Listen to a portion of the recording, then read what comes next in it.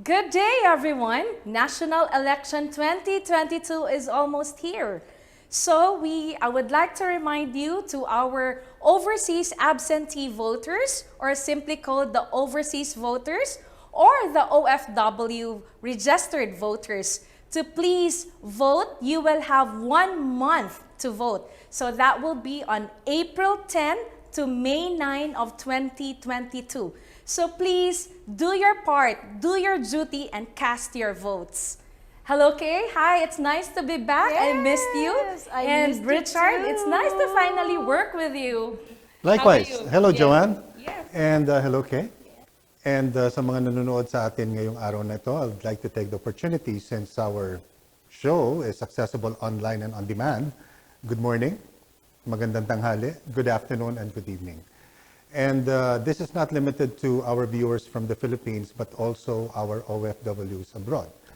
And speaking of, since this is an election year, we'll take this as an opportunity to remind our absentee overseas voters that they should vote only for the national positions like the president, the vice president, 12 senatorial positions, and 1 party list. So I am one of your hosts. My name is Richard Bonifacio. We would like to assist you in making informed choices, which means we will be speaking with the candidates and we will be checking on their track records, and we will also find out what their plans and thoughts are for the overseas manpower industry. And today, one of our guests is actually a party list that is running for re-election. So stay tuned. This is Kay Quintos. And this is Joanne Zozobrado, and let's get to know the Kabayan Partylist and why we should support it with our votes. This is DAYO OFW. OFW choice matters. The Pasay Election Forum.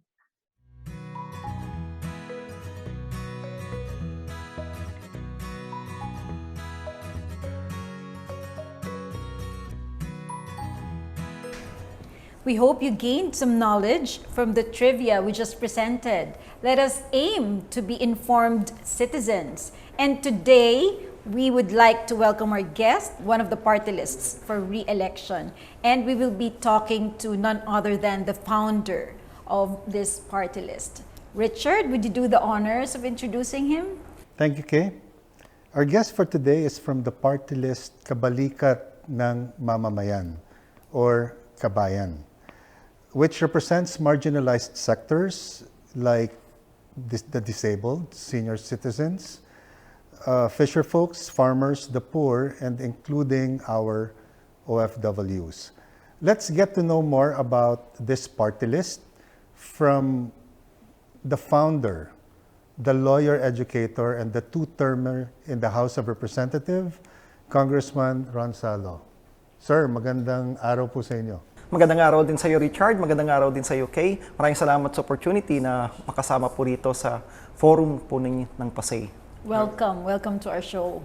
It's our pleasure to have you grace this show of ours. Kamusta na po kayo? Mabuti naman po, Richard. Medyo pagod, umiikot, pero kasama yon sa pangampanya. Busy yung mga kandidato at mga panahon na to ngayon, Kay. Buti you gave us some time ngayong araw na to. Maraming salamat din for giving me the opportunity para ma-express din natin yung mga advocacies ng Kabayan Partylist, particularly with respect to our OFWs. Great! So, diretso na tayo sa ating mga... Katanungan for Congressman Salo. Mukhang marami po ata ito, mahaba. We have all the time.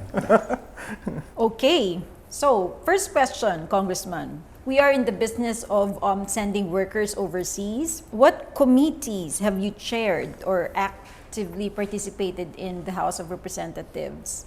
And the laws that you have passed, would you give us a brief of these laws that you've passed for the benefit of the OFW in our industry?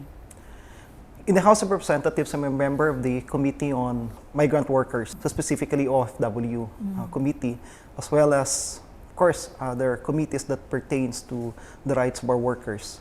So, in this particular committee, I was also the technical working group chair of the bill concerning the creation of the Department of Migrant Workers. Oh, okay. This was signed by the President on December 28, 2021. And I was one of those invited by the President in the palace, in as much as I was one of the primary authors of this particular law.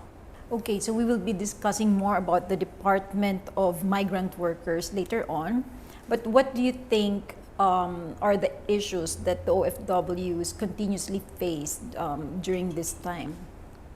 Of course, as I suppose it's the same concern with respect to the lack of opportunities, or of course for the migrant workers, in as much as they're already there, oftentimes it's the quality of or work opportunities that are being given to them.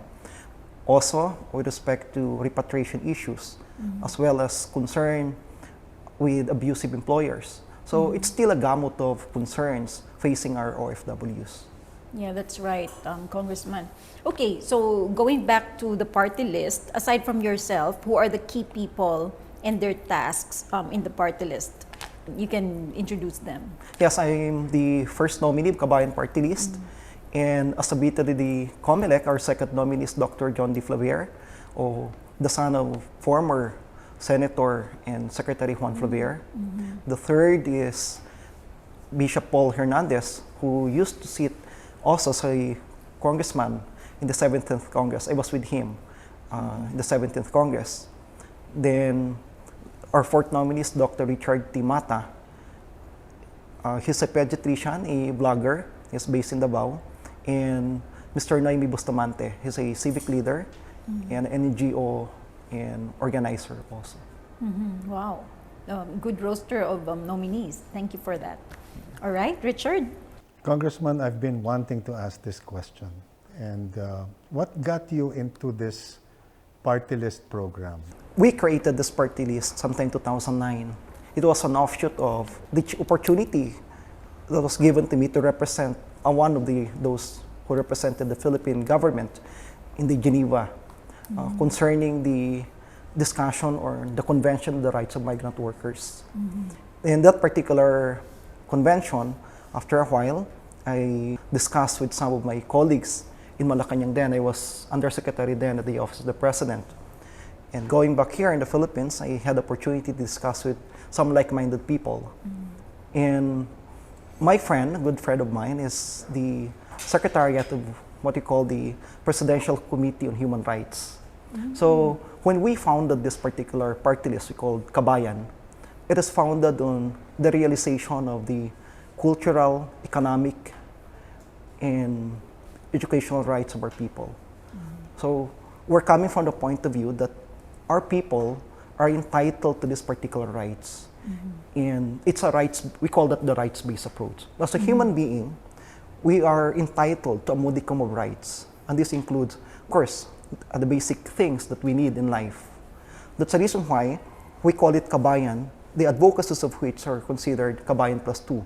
We have kalusugan, pabahay, kabuhayan, edukasyon, and OFW concerns.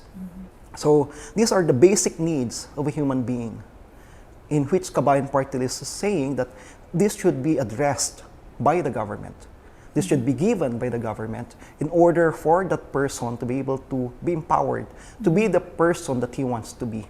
But at the same time, it's a reality that in the Philippines, we still have a lot of issues when it comes to opportunities, particularly to our people. That's why the rights of the migrant workers are there in order for us to be able to safeguard them, to promote them, to protect them. But of course, from this perspective, we're not advocating basically for our people to go out of the country. So our basic aim is to empower them to be able to be the person that they want to be while in the Philippines. But the reality is, while this particular aspiration has not been achieved, then as our people are going outside the country in order to seek greener pastures, then we should be there to promote and protect your rights. Thank you. It's a very rich story of how you started and what you have achieved so far. Congressman, ikwento niyo naman sa amin since 2016 and now that you are a two-termer, no? Ano na tong mga naisulong natin that we can say uplifted the lives of our OFWs? Specific for OFWs, Of course, as I mentioned, ito yung Department of Migrant Workers, which has been signed by the President. It was a long journey also, because we started this in the 17th Congress when he was also the chair of the technical working group then, but it didn't get passed into law. Then, after my re-election in the 2019, we refiled it, and I was again the technical working group chair. So it's a long process. As you know, legislation is very arduous. It's a long process, and a lot of lobbying involved. And because it's part of our advocacy, so we never gave up. Despite the odds, despite the issues, despite the concerns, we pursued it. Of course, we also have the law extending the validity of our passports. Which today is what, 10 years? Yes. Already. So are we looking at further extending it beyond 10 years? There are some concerns for extending it because a person may, over time may actually change. So if it's too long, Yeah. then it becomes an changes issue. might be They can plastic change surgery. it, plastic surgery, everything. Or that's the reason why even for children, particularly when we got our baby's passport, that's only good for 1 year. Yeah, now 5 years for Children, minors. for yeah. minors, yes. Because over time it changes. So imagine how we looked at 10 years from now if we're going to extend it for another 20 Exactly. years. Then perhaps when you arrive at the immigration counter, they would not even recognize us. So that's a security issue as well. So of course we supported the extension for 10 years because we think that's a little reasonable. But extending it beyond, I suppose it will have some security implications. So on the subject of passports, should you be interested in another seat in the next Congress? Other than that, no, could you at least articulate to our audience, ano pa yung mga programa na sinusulong natin ngayon na maaasahan ng ating mga OFW if it's signed into law, would be beneficial for them to look at your party list as a partner in uplifting their lives? Siguro, maganda na banggitin ko rin that we are one of the primary authors of the Universal Healthcare Law. So, the concept of universal healthcare means that all people, all Filipinos, for as long as they're Filipinos, then they're entitled to the coverage given by the government, specifically through PhilHealth. So, this coverage includes not only the OFW themselves, because of course some people will argue that we're out here, outside the country, so we may not be able to benefit from that. But the value of that is, with the universal health care, it means to say that your relatives, your loved ones who are here in the Philippines, your children, your parents are also covered. Because oftentimes that's a concern of one of the primary concerns of our OFWs. While they're out there, iniisip nila, paano kaya kapag nagkasakit yung pamilya nila dito sa Pilipinas? Particularly with the COVID, when we've been struck with this pandemic. So ang concern nila, hindi na nga sila kumikita doon sa abroad, tapos problema pa nila kapag nagkasakit yung kapamilya nila na nandito sa Pilipinas, kailangan nilang magpadala. Which is given, because that's one of the primary reasons why they went outside the country in the first place, to look for opportunities and employment. But it's a burden to them also. So it gives them so much things to think about. Pero ngayon, with the universal healthcare, ibig sabihin po nito, covered na yung mga anak po nila na nandito. So ibig sabihin, hindi na nila, yung burden na iniisip po nila noon, hindi na ganun kabigat sa ngayon. And of course, we listen to the concerns of the OFWs at the time, because their concern is, nagbabayad kami ng premiums. Ang laki ng binabayaran namin. So, of course, under the Universal Healthcare Law, may specific na increases in the premiums. But we also advocated and called for the moratorium, what we call. Na doon sa increases, magkaroon muna ng moratorium concerning our OFWs. Second item, we're also pushing for what we call the Sovereign Guarantee Fund, specifically for our OFWs. Ito yung fund that will cater particularly to the concerns of our OFWs while they are there. And also, we're also pushing for hospital for OFWs. But from the perspective of Kabayan Partylist, there are some calls na kailangan mag-create specifically for OFWs. But after our discussions with a lot of stakeholders, the better idea is, there are already a lot of hospitals all over the Philippines. Magandang pakinggan yung sasabihin mo, we create a hospital specifically for them. But imagine, an OFW who lives in Batanes, pero kailangan lang po para siya maka-access dun sa hospital na yon, kailangan pa niyang dalhin kung naka-base po siya sa Manila, yung hospital po na yon. It's a good idea to have a specific hospital for them, but the reality is it becomes a burden also, and how you give access to them becomes an issue. So after much discussion with some of our stakeholders and some experts, the better idea is we create wings for OFWs in most of our government hospitals, particularly regional hospitals at the start. Then perhaps we can go with the provincial hospitals And on the that's district That's more hospitals. doable. And definitely much more doable. Parang isipin mo less ganun kagandang pakinggan kasi it becomes a wing, OFW wing, not an OFW hospital. But in reality, logistically, yes, yeah. it's more realistic. And number two, it will actually cater better to them. Kasi doon sa hospital na yun, hindi nila kailangang pumunta sa Maynila para maka-avail ng services of that particular hospital. Doon lang sa hospital na yun, if you're from Region 1, then we create a wing at the Regional Medical Center, Region 1 Medical Center, then that particular wing will cater to our OFWs based in that area. And in terms of funding, parang how are we looking at, In terms of funding, all our hospitals have specific funding coming from the government. So we just need to increase. Kasi ang mangyayari nito, it's really for the creation of that particular wing. So hindi ganun kalaki yung kakailanganin mo na cost implication. And oftentimes also, yung pagdating po sa mga medical personnel, meron na yan. So it's just really allotting a specific wing for them. So when it comes to cost implication, it's a lot cost efficient rather than creating a new hospital na yung reach niya would become limited. yung mga ganyang usapin ang napapanahon sa ngayon? Okay, Kong, on government support for OFWs, do you think it's enough? Or could there be more that could have been done, especially during the pandemic, no? Medyo nagkagulo-gulo not just the Philippines, but globally. Do you think the government support for OFWs is enough, or? It's a bit tricky when we describe it as sufficient or not. Kasi language may be insufficient to describe exactly what the government is doing. Kasi when it comes to this pandemic issue, lahat affected So, lahat ng mga nandito, whether or not you're an OFW or not, you're equally affected. So, kung pag pinag-usapan natin yung support, I would definitely say that the government has always been prioritizing our OFWs.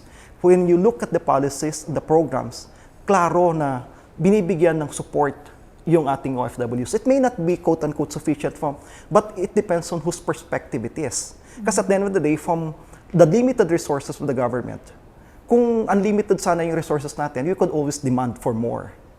But of course, it's always an issue of we have limited resources. And number two, we are experiencing this economic crisis, quote-unquote, because of the pandemic. Everyone is affected, everyone is clamoring for it. Pati yung mga natin dito, regular workers are also requesting for subsidies from the government.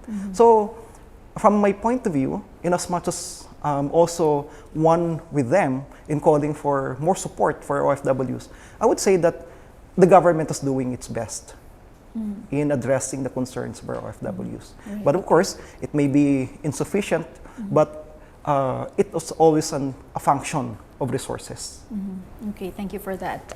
Another question would be that you mentioned yung economic status natin, no? There's a crisis, right? But the OFW's contribution to the Philippine economy, we all know, is huge, diba? What can you say about the thoughts of when the OFWs leave and then they leave their children behind, medyo meron na papariwara, or they're not taken care of.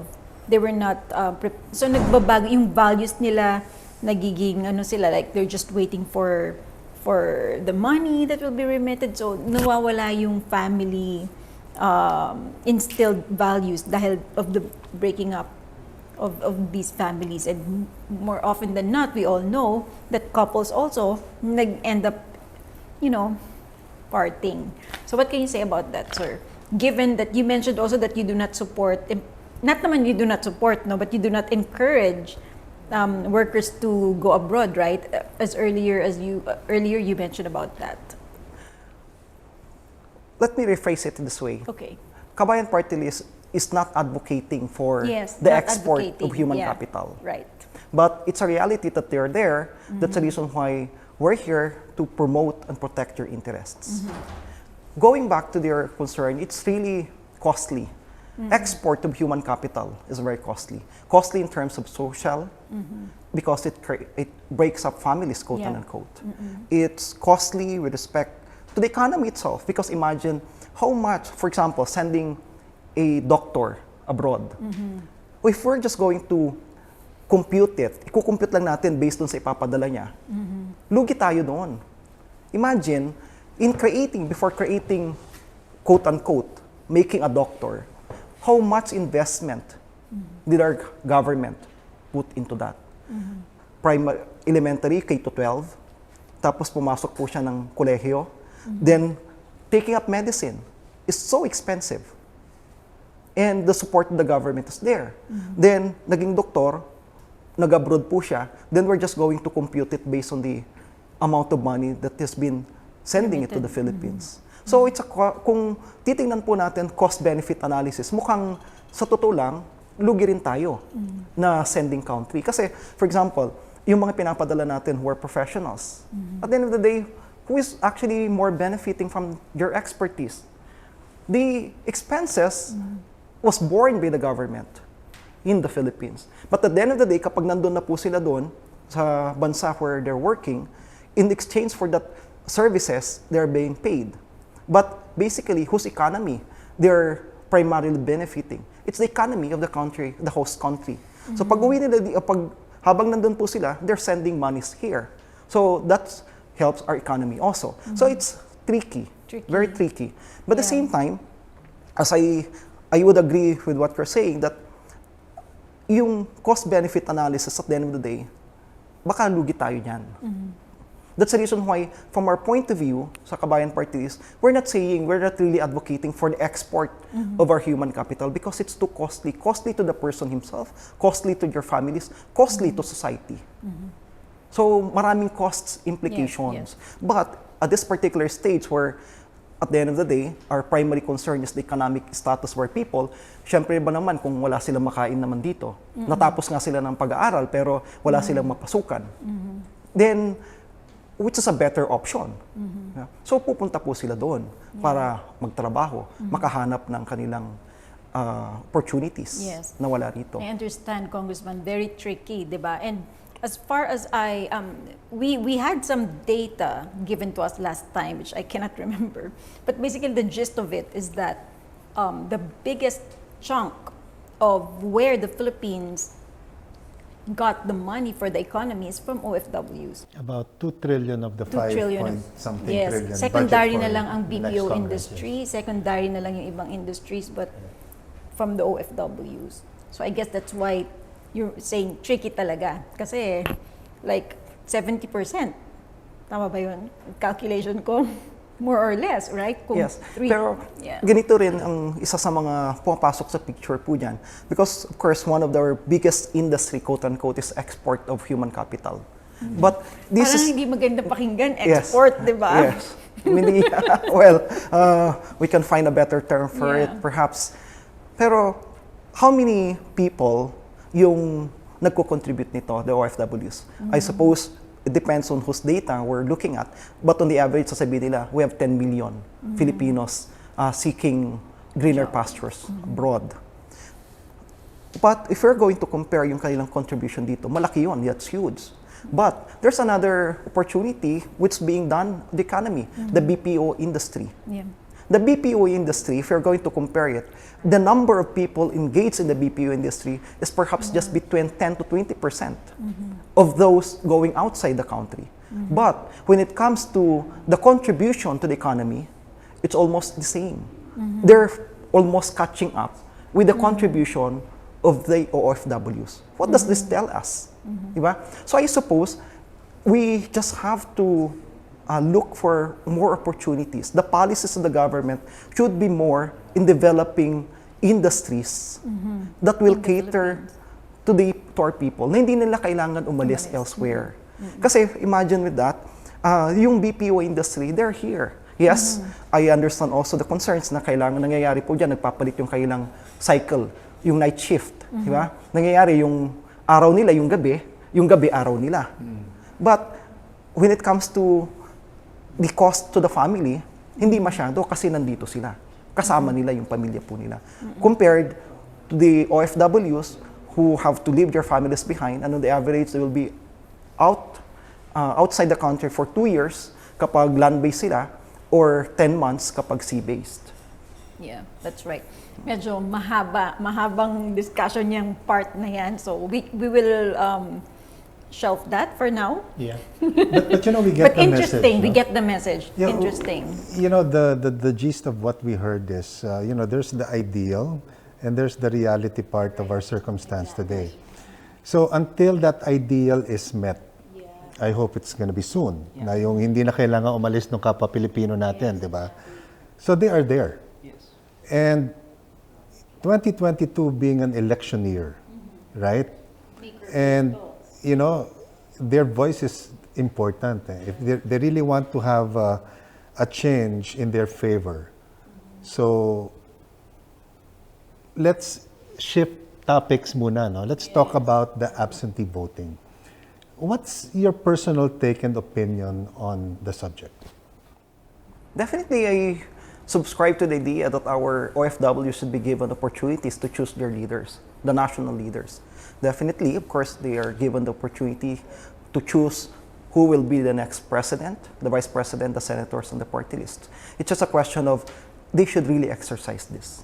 Because this is how they're being valued also by the government. That even they're outside the country, the government does everything to make sure that their voices are heard. And this is the reason why I'm here also, because we value the voice of our migrant workers. They may not be here, they may be outside the country and doing their best to be able to bring food on the tables of your children or your families. But from our point of view, they're so important in our economy. We value them, that's why we're here. Well, thank you for your take on it, Congressman. No? But nandun na ba tayo sa estado that there is full awareness by our modern day heroes, ika nga, di ba? That this is an instrument that they can actually tap and embrace the opportunities, no, if they just use it right. Nandun na ba tayo? Kasi, you know, when you look at numbers, we have the numbers of Filipinos outside of the Philippines. But ilan lang naman talaga yung rehistrado? At pagdating ng araw ng botohan, talaga bang ine-exercise nila yung kanilang right na yun? Precisely. Maring hindi pa tayo nandun, and that's why I commend the efforts of PASE in doing this particular forum in order for us to be able to reach out to more OFWs and for them to be informed exactly that this is their right. This is part of the quote-unquote and so on, also an obligation for them to exercise it in order for us to be able to choose the right leaders for this country. And if this is a matter that as a representative, no, in the Congress, you can influence, anong tingin mong kailangan pa nating gawin at isulong para, I mean, you know, talagang mag-participate yung mga kababayan natin outside of the Philippines? I suppose it's really education campaign. We really need to educate them before they leave the Philippines. We also need to make sure that they're really reached out by our embassies and to strengthen also the organizations. Because marami naman talagang organizations na mga private mga OFWs. Of course, it's sometimes we would like to think that it's always the government, when in fact it's not.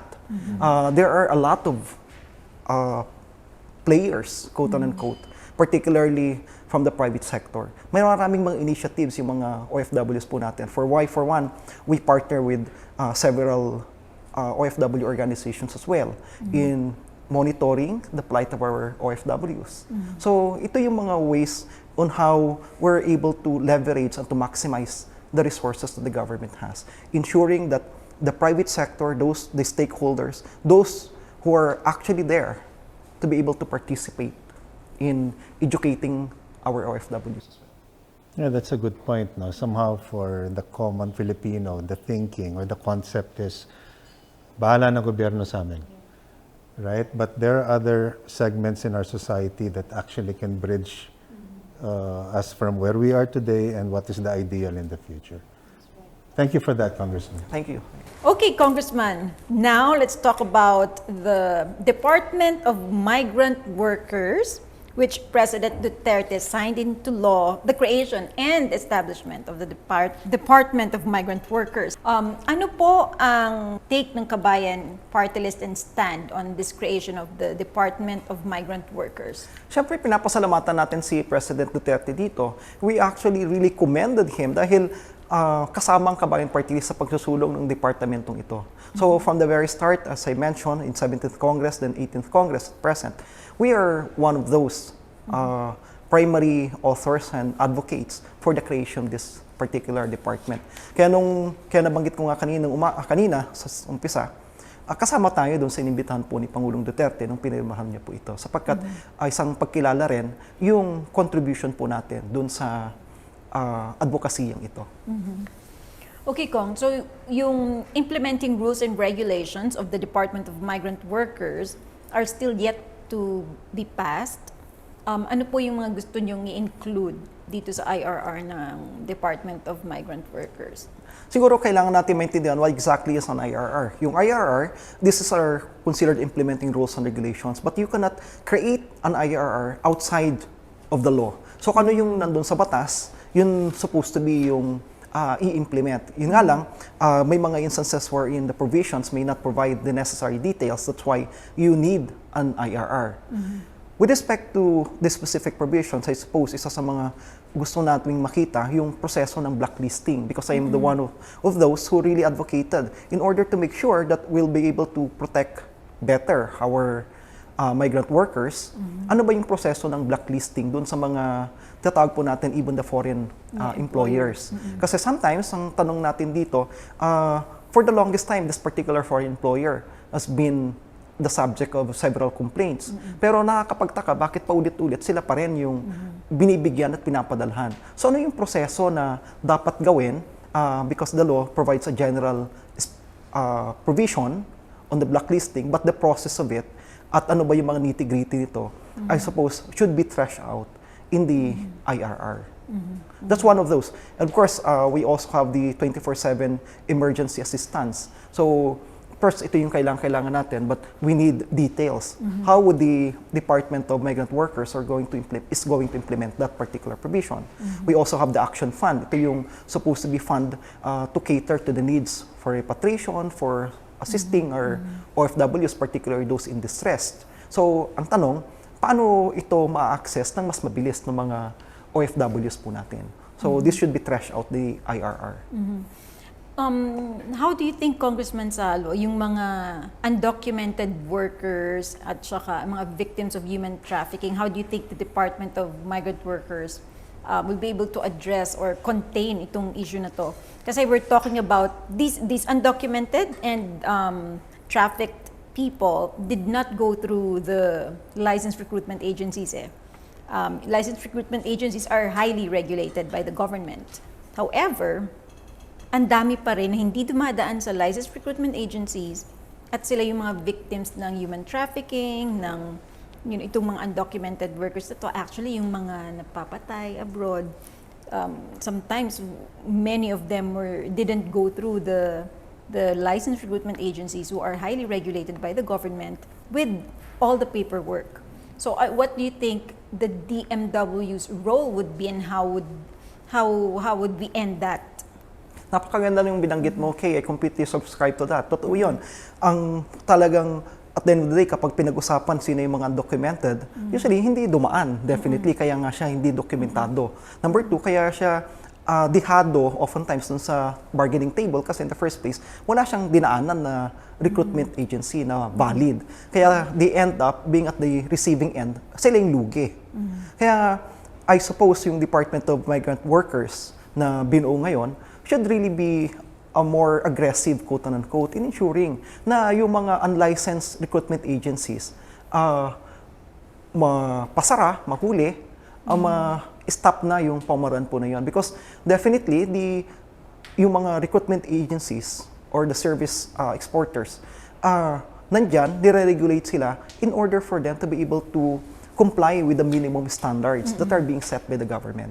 So, una, sabi natin, dapat paigtingan pa nung Department of Migrant Workers yung pagbabantay na hindi na hinahayaan yung mga unlicensed recruitment agencies to be able to apply and offer their trade to our people. Number two, pagdating dun sa mga countries where there are a lot of undocumented OFWs, I suppose the government should, particularly the Department of Migrant Workers, should be able to actively engage the host countries in order for them to be able to find these undocumented OFWs and mabigyan sila ng proteksyon. Exactly. Yun naman po lahat ng aim ng bawat isa sa atin, no? To be able to protect our fellow Filipinos. Another question, which agencies ang gusto nyo, you think should be the major players sa Department of Migrant Worker? And then I have one last after that. So, ito po muna. Definitely, actually, yung mga binabanggit niya ng mga major players already identified in the law itself. So, binanggit na dyan yung POA, binanggit dyan yung OWA, binanggit dyan yung UMWA ng DFA, and a lot of other agencies involved in the processing of migrant workers' affairs or concerns. But of course, yung POEA talaga, kasi yun yung in-strengthen po natin dito. But of course, we looked at the Department of Foreign Affairs pa rin to play a crucial role, particularly in entering into bilateral agreements or treaties with a lot of other governments or states in order for us to be able to ensure that the rights of migrant workers are really protected, as well as to ensure na yung mga treaties are already existing, the one that I mentioned a while ago when we went to Geneva, for example, on the rights of migrant workers, how to make sure that this particular treaties or agreements are really being implemented properly. So, nandyan din, parang tutulong at parang may oversight pa rin. Of course, it would be DFA. Alright, so my last question, merong mga opinions na dapat daw ang mga kawani ng Department of Migrant Workers ay mga ex-OFWs dahil sila daw nakakaalam ng mga pinagdadaanan ng mga OFW. So meron pong ganong mga opinions na dapat ang kawani ng DMW ay mga OFWs at hindi mga appointed, example, military or example, appointed na walang experience or what. Ano po yung masasabi niyo doon? From our point of view, it should be competency-based, not because you belong to that particular sector. For example, it's the same issue with respect to the party list now. For example, if you're representing farmers, ang sinasabi niya, dapat farmer ka in order for you to be able to understand what farming is and you'll be able to advocate well. Well, I beg to disagree. I'm a lawyer. So, but I may be able to represent your concerns, your plight. It doesn't necessarily mean to say that I'm actually belonging to that particular sector. Same thing here. And protect the rights. At the end of the day, it's the advocacy that you have. So first, then, mayroon ka ba talagang care? So yung pinakamahalaga dyan na kung ilalagay natin sila sa as secretary or heads of this particular department, unang-una dyan, first, do you really care for them? You don't actually be belonging to that particular sector. But based on your track record, they would see whether you have a genuine concern for their welfare. Number two, are you really competent? Kasi sayang din naman yon. Simply because you belong to that sector, ikaw na yung pipiliin, ikaw yung ilalagay doon. But the question is, are you competent enough to run it? Exactly. Do you have the experience, the expertise? Kasi sayang din naman, di ba? Kung it's not just experience as an OFW in the sector. Yes. But definitely competence. Yes, I agree, competence. I agree po. And experience, actually, we have what we call in psychology the vicarious experience. We don't have to experience being an OFW yourself in order for you to understand, to experience their plight. Diba? I suppose you can actually have a vicarious experience of that. Because we, as an exporting country, I suppose, mayat maya napapanood na po natin yan, naririnig po natin in this particular forum, we're being bombarded and being exposed to this particular plight of our OFWs. All right. Thank you, Congressman, for all the answers to our medyo hot questions, no? You know, Kay, we've covered much with our special guest for today, and we have a better appreciation of what Kabayan Partylist is all about. And we've heard from the man himself, the founder of Kabayan Partylist, on his take and opinion about the same questions we asked the other party list representatives that we interviewed in the previous episodes. So bigyan natin ng chance yung mga susunod nating bisita. It's time for our stakeholders to ask their questions to Congressman Salo of Kabayan Partylist. We will be taking a quick break, and this is DAYO OFW. OFW Choice Matters.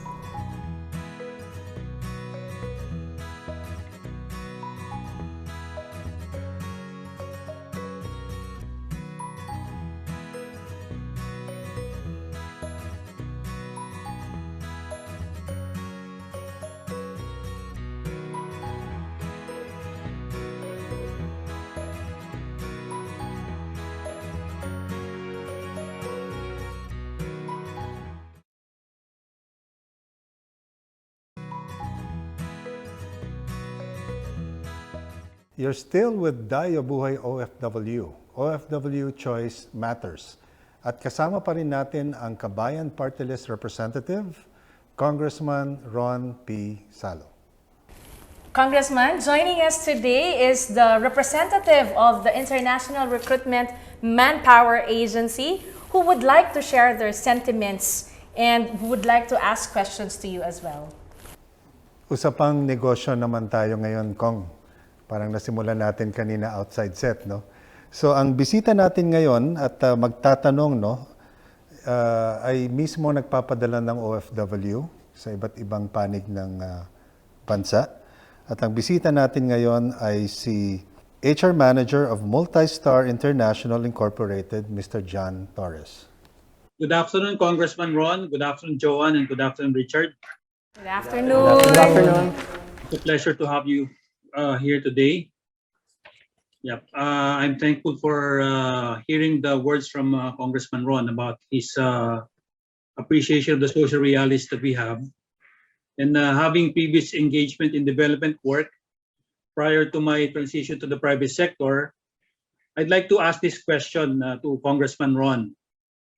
In your party list deep work for the liberation of the marginalized, amongst them the OFWs, what are recurring systemic gaps or problems in government offices that you intend to focus on changing in view of ensuring sustainable long-term programs for the OFWs?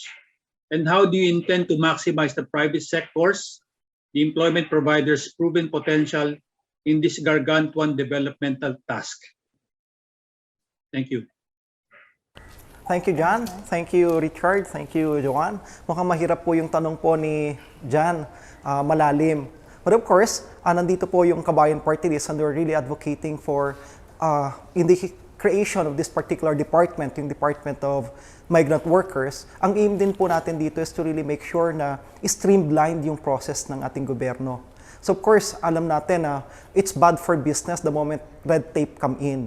So ang aim din po nito, that's the reason why there's just one department being created to cater to the concerns and to the needs of the sector para isa lang din po yung pakipagdilan ng OFWs po natin and at the same time, yung mga service providers kagaya po ninyo.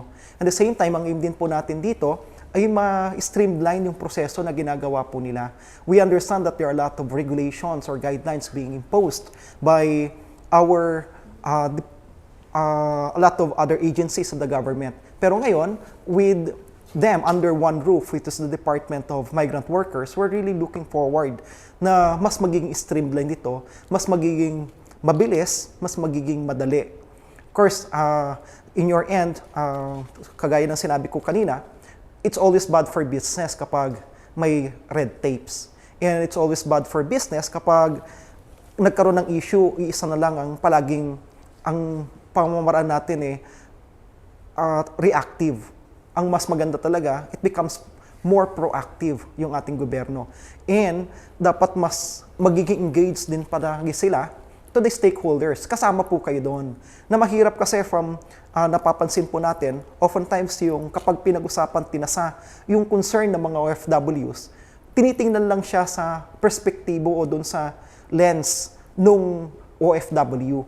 Pero mas maganda rin na maging balansado ito, na makita rin din siya from the lens of the providers themselves para ma-address properly. Otherwise, iisa lang yung magiging takbo and it will always be to the detriment of the other.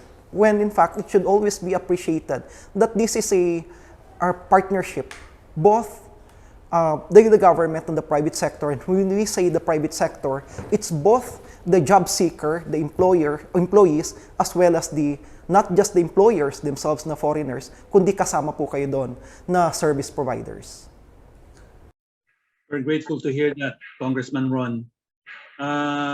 You mentioned about the founding of Kabayan Partylist as a rights-based response approach to uphold the cultural, economic, and social rights of the marginalized Filipino. Aside from a systematic approach to organizational governance, such as the upcoming Department of Migrant Workers, how do you see the value of codes of ethical conduct among stakeholders, be it government, OFWs, the private sector alike, as a cultural strategy for disciplined progress? Napakaganda nung binanggit mo na magkaroon ng code of ethics that will be subscribed to by all the stakeholders. Kasi nga, kagaya ng nabanggit ko kanina, mahirap lang kung magkakaroon tayo ng code of ethical standards, specifically catering only to the service providers. That would be a one-way street. Di ba? Tinitreat natin sila na parang quote-unquote sila lang yung gumagawa ng mali. When in fact, when we talk about code of ethical standards, this should be adhered to by everyone, by all the stakeholders concerned. At kasama dyan, syempre, yung may mga civic organizations din tayo, mga tumutulong, kasama rin po sana sila doon sa kabuuan. At kasama rin din yung gobyerno, and kasama rin po, hopefully, while it may be difficult for us to include yung mga foreign employers, definitely that will be very difficult because they're not within the ambit of our powers. But I suppose there will be some opportunities for us, particularly engaging or entering into bilateral agreements with them. That this particular code of conduct, ethical standards, should also be adhered to not only by the local employment agencies, but by the foreign employers which you are in contact with. Thanks so much, Congressman Ron. That will be all, Juan and Richard. Okay, all right. Thank you so much, Mr. John Torres, for your relevant questions. And thank you also, Thank you, Congressman Ron. Joanne, we're not done yet, ah. Meron pa? Okay. Oo, sa pagbabalik natin, ito yung Nakahinga na ako. pinaka-importanting tanong na kailangan sagutin ni Congressman Ron. Now, why should we give our vote to Kabayan Partylist? Yan sa pagbabalik ng DAYO Buhay OFW. OFW Choice Matters.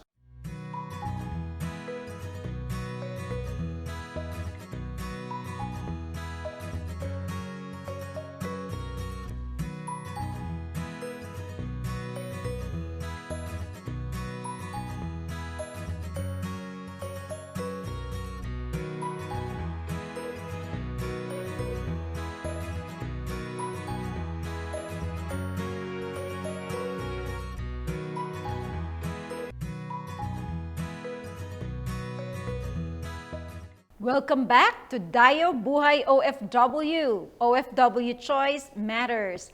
Now is the time for Congressman Ron to convince our voters overseas and also, of course, us here back home, why we should give our very important vote to his party list, Kabayan. Congressman, go ahead. Maraming salamat, Kay. Maraming salamat, Joanne. I suppose I can give you 3 reasons bakit kailangan po ninyong supportahan po yung Kabayan Party List. First, we really have the track record. If we're going to look at from the time that we were given opportunity to sit in Congress from 2016 up to the present, wala po kaming ginawa kundi isulong po yung kapakanan ng mga kababayan po natin. Particular po doon sa binabanggit po natin na primary advocacies po ng Kabayan Partylist, which is kalusugan, pabahay, kabuhayan, edukasyon, and OFW concerns. Malinaw po yung track record po natin dito sa mga iba't ibang mga pulisiya na mga sinusulong po ng Kabayan Partylist. At the same time, may mga tama at totoong mga programa po tayo na ginagawa para sa mga advokasya pong ito. Number 2, we really have the genuine concern for the upliftment of the lives of our people. And when it comes to our OFWs, klaro rin po yung concern po namin sa inyo. Malinaw po that we're really advocating for the welfare of our OFWs. Makikita po natin ito, related po dun sa track record po natin, kasama po tayo dun sa pangunahin na nagsulong po ng Department of Migrant Workers. And at the same time, yung binabanggit din po natin kanina, pag-extend po ng passport, sinuportahan po natin yan, pag-create po ng Sovereign Guarantee Fund para sa mga OFWs po natin and their concerns. And of course, yung binabanggit din po natin na pagsusulong po ng mga hospital, not exactly hospital ng mga OFW, kundi wings in specific hospitals all over the Philippines, all over the country, specifically catering to the plight and to the concerns of our OFWs. And of course, number 3 is competency. Klaro rin naman po na ang inyong pong lingkod ay maliban po sa may track record, mayroon pong genuine concern, malinaw din po na alam po namin yung sinasabi po namin dito. Na kapag sinabi po namin na ito po yung kakailanganin po ng mga kababayan po natin, these are backed up by data. Hindi po tayo nagsasalita pulling out things or ideas just from thin air. Nagsasalita po tayo sapagkat nakaangkla po ito doon sa experience po natin, doon po sa nangyayari, doon po sa datos na mayroon po tayo. And of course, ang inyong pong lingkod, pang-apat po dito, kung dadagdagan po natin, ay may tunay na takot sa Diyos. So, I'm a preacher myself. So, ang aim po natin dito is to make sure that we create an environment conducive for everyone, for us to be able to live a life that is, alam po natin, free from want, but alam po natin, bago po tayo makarating po roon, we need to create a more conducive environment for policies that will enable our people to be more empowered in making their choices.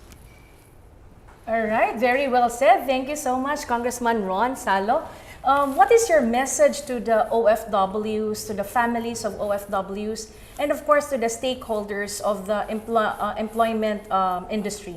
Of course, kagaya rin po ng sinasabi po natin kanina pa dito sa discussion po natin, nanatili po na balansyado po yung pagtingin ng Kabayan Partylist at ninyo pong lingkod si Congressman Ron Salo sa plight ng mga OFWs po natin. At the same time, yung concerns na kinaharap po ng industriya at ng mga taong involved po dito, particularly the service providers. Ayaw po nating tingnan po ito na sa isang lens lang, sa isang pananaw lang, sa isang pagtingin, kundi gusto nating maintindihan po ito yung concerns po nila para mas ma-address po natin ng mas maayos sa isang mas malawak na pagtingin na kinukonsidera po natin kung ano po yung kalalagayan at katotohanan at realidad po sa kabuuan po ng industriya at sa kabuuan po ng ginagalawan po ng mga stakeholders po natin. Our heartfelt thank you, Congressman Ron, and please keep in your mind and your heart our fellow OFWs, their families, and also our fellow service exporters, practitioners, who actually help provide job opportunities for our fellow Filipinos. Thank you so much. Maraming salamat. Siguro dito po ako magtatapos, giving me the opportunity this particular time para magsalita po yung Kabayan Partylist. Nanatili po ang inyong pong lingkod na totoo po sa mandato na ibinigay po ninyo sa akin simula po noong 2016 na makaupo po tayo sa Kongreso. At sisikapin po natin na kung ano po yung advokasya higit na magpapaganda sa buhay at kalalagayan po ng mga kabayan po natin ay patuloy na isusulong po ito ng Kabayan Partylist. Ito po yung lingkod si Congressman Ron Salo na patuloy na champion po ng mga karapatan po ninyo doon sa Kongreso. At dito po sa eleksyon, number 5 po tayo sa balota, huwag po kayong magalala, napakadaling hanapin po ito, give me 5 kabayan. Magandang gabi po, magandang araw sa bawat po sa atin. Thank you so much, Congressman Ron. Mabuhay ho kayo. Babalik ho tayo dito sa DAYO Buhay OFW, the OFW Choice Matters. Remember, number 5, kabayan!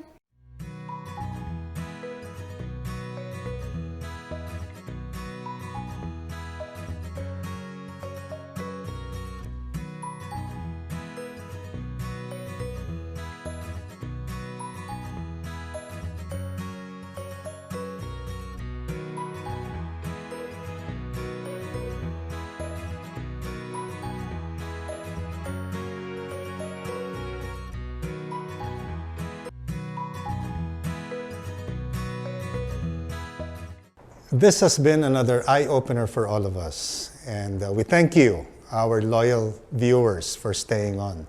So we are with the hope that we have again given you another option in the coming election. And I appeal to our fellow registered kababayans, both here and abroad, to please cast your votes because your vote matters. And this is Joanne Zozobrado reminding you that your choice matters. And I am Kay Quintos, encouraging you all to vote. You're doing this for our country, for our fellow Filipinos, and for the future of our children. And this is Richard Bonifacio, and we look forward to having you in the next episode with the hope that we have been helpful in giving you intelligent choices in the coming election come May 9th. This is DAYO Buhay OFW. OFW Choice Matters. The Pasay Election Forum.